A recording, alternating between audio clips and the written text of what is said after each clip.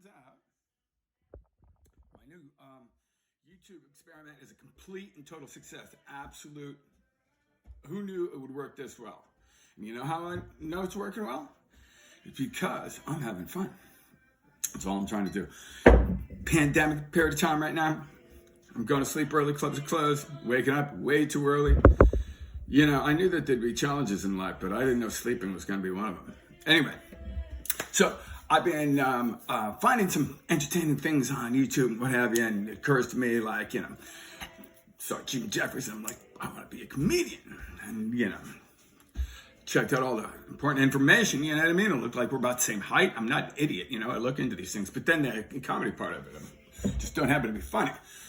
And one thing that I have done a fair bit of that might be remotely interesting, at least it's fun for me to talk about, is travel and experience some, you know, unusual circumstances that you really can't necessarily experience the same anymore. That doesn't mean it was better, but things have changed. You know, India, for example, when you used to get a train ticket in India, you used to, it was pretty much whoever's nose was the closest to the ticket window. No kidding. You'd stuff your face with flipping million people. I mean, like, not everywhere, all the time, every day, right?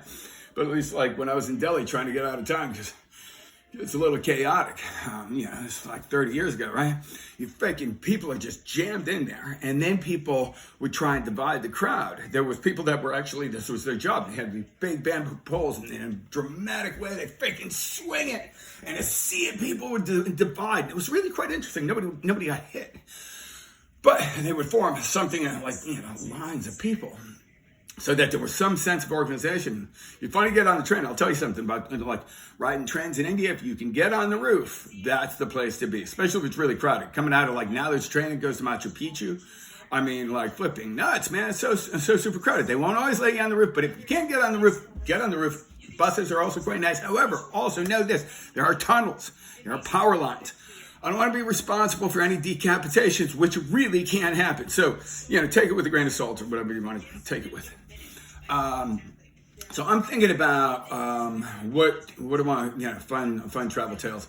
This was, I moved to a coastal city in America. I've been advised to kind of try and keep details, family, and, you know, stuff like that out of the mix. So let's just say I live on the coast in a city in America. And you know, I'm really quite excited. Most fortunate, you know, the enthusiasm with which you learn how to do things as a kid. You know, you're 5 years old, you got a, you know, basketball. You're like, whoo, I'm picking bounce this basketball. And maybe in a few years I'll be strong enough to throw it up there and hit the rim.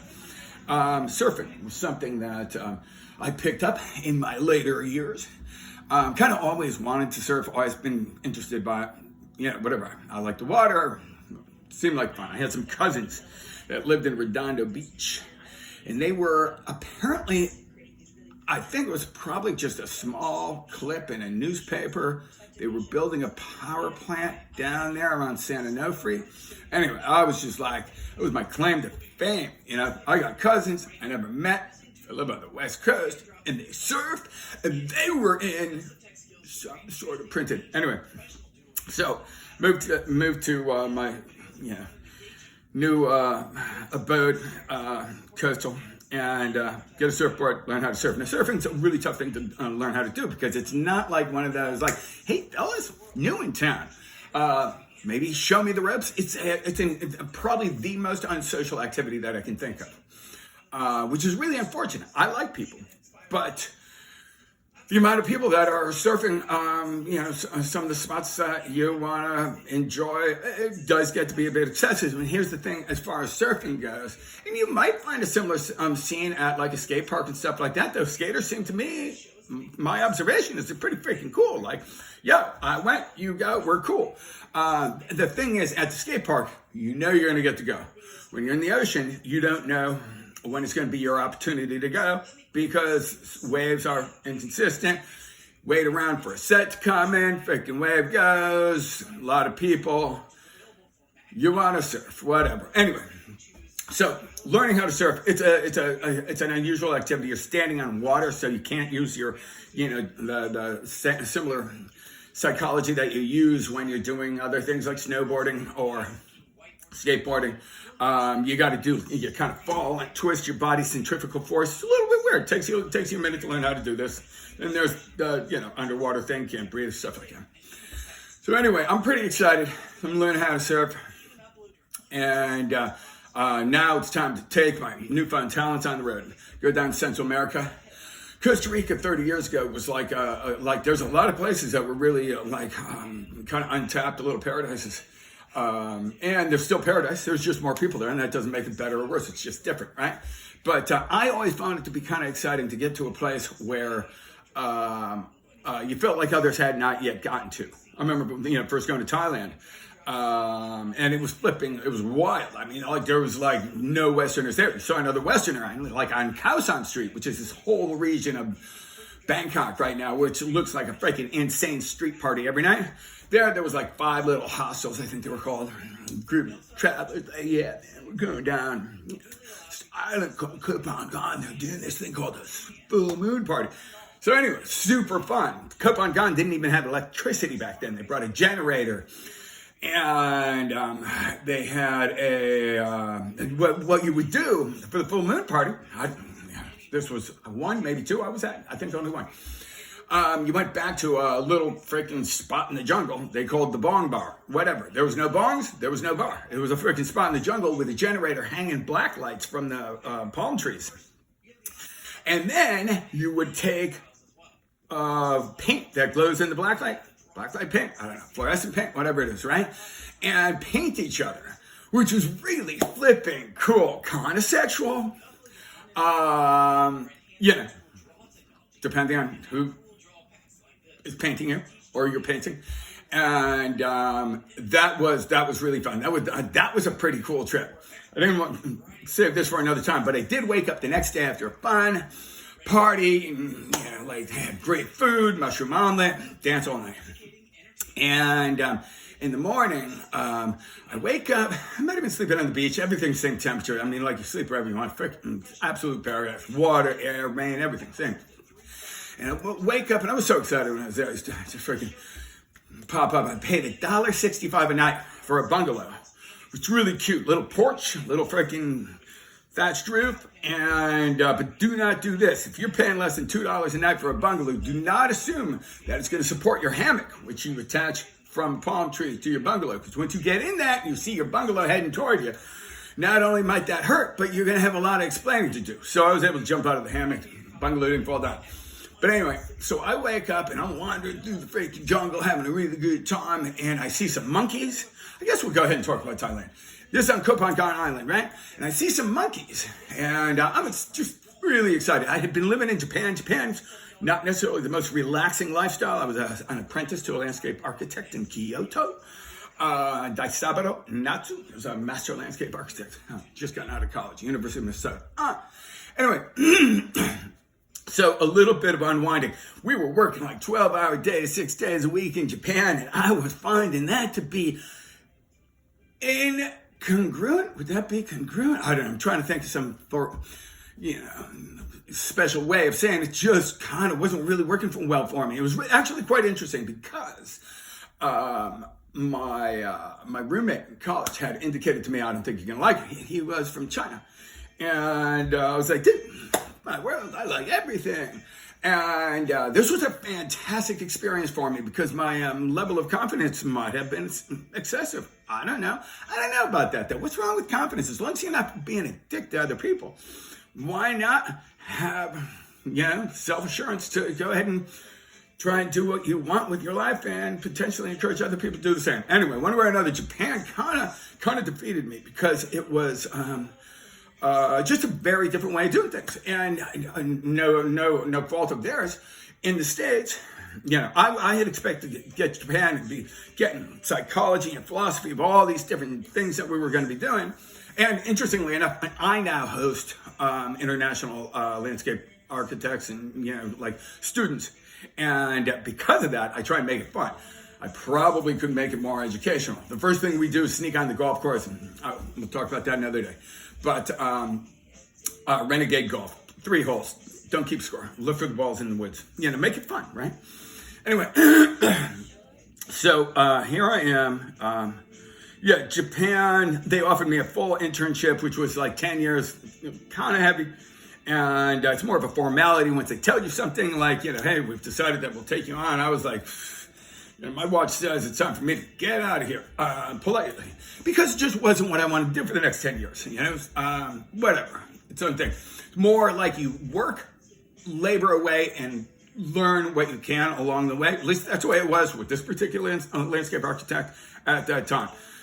Really was kind of like, I don't know, I don't want to say anything bad. It was a very, very interesting experience. Some of the more unpleasant experiences of your life can be the most enlightening.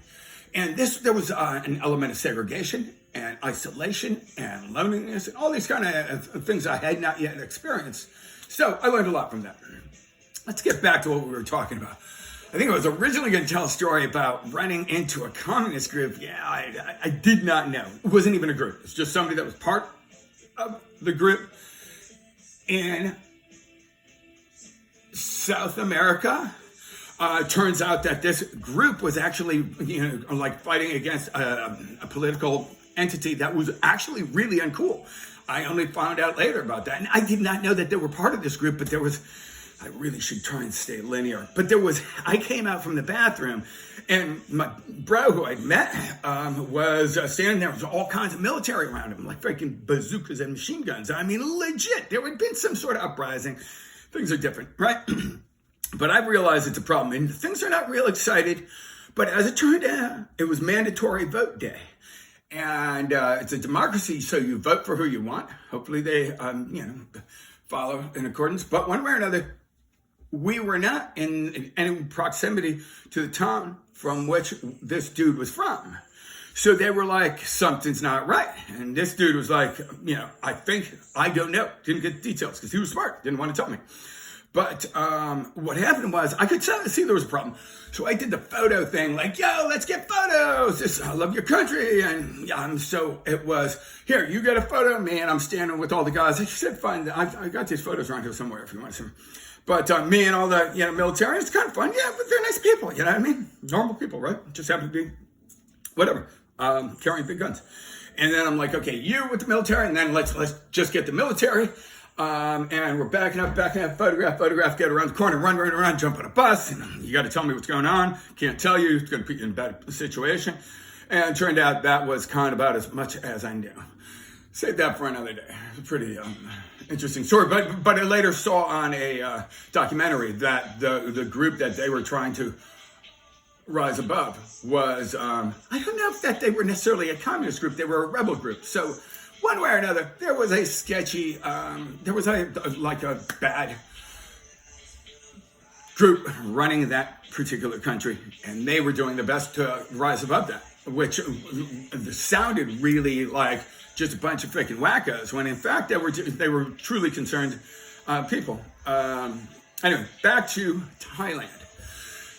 So I wake up that morning, and I had forgotten. I was all painted. Oh, that was the other thing. There was no mirrors, so you didn't know what you looked like after people were done painting you. It was really kind of, really, really fun. Wow, super fun, right?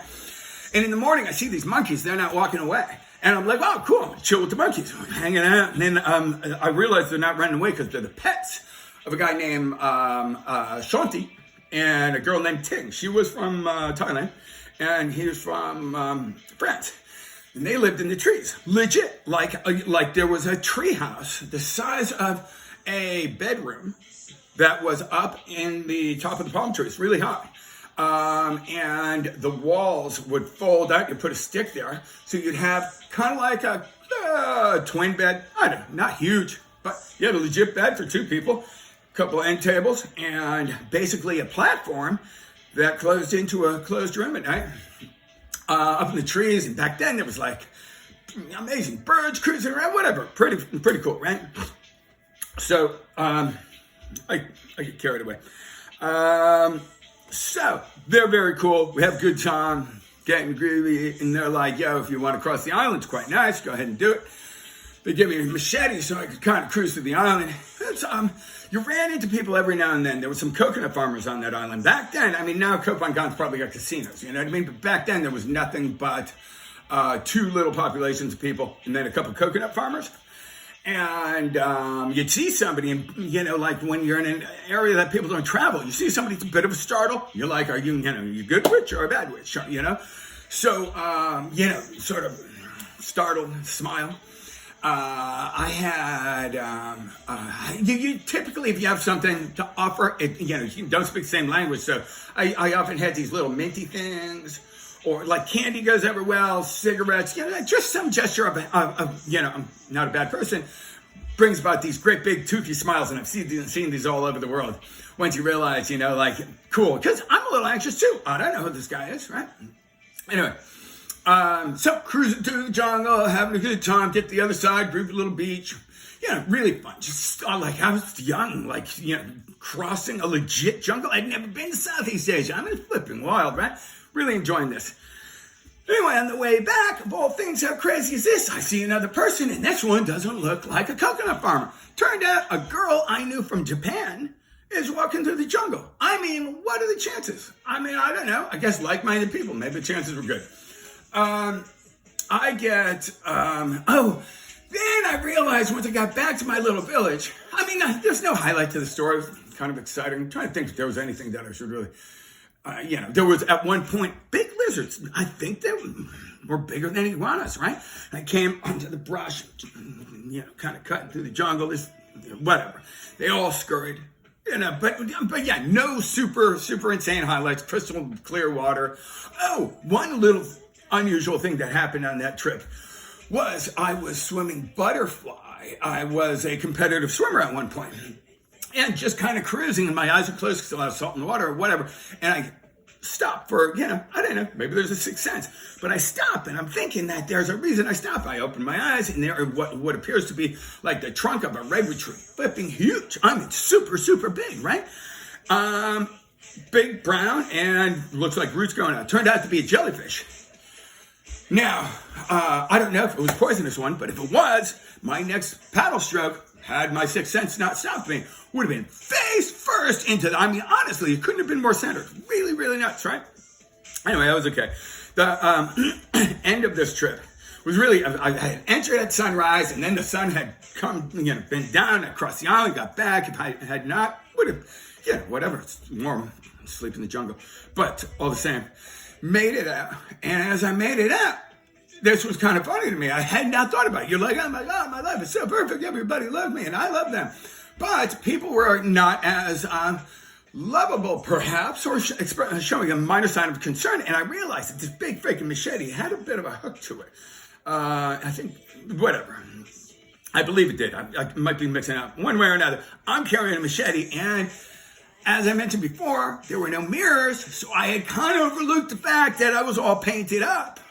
Probably washed off the bits on my arms. But now you got some freaking wacko in an otherwise chill local village walking around face painting a machete.